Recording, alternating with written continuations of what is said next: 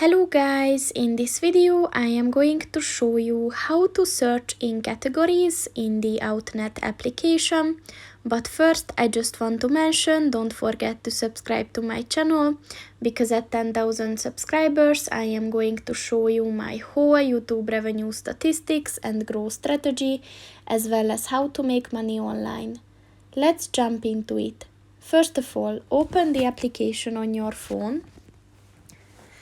And then click on the categories button at the bottom of the page.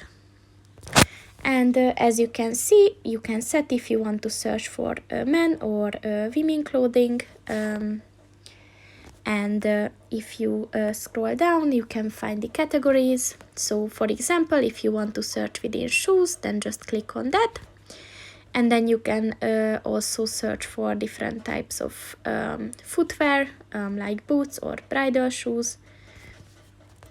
So just click on the one that you're interested in, and you will find all the available products in that category.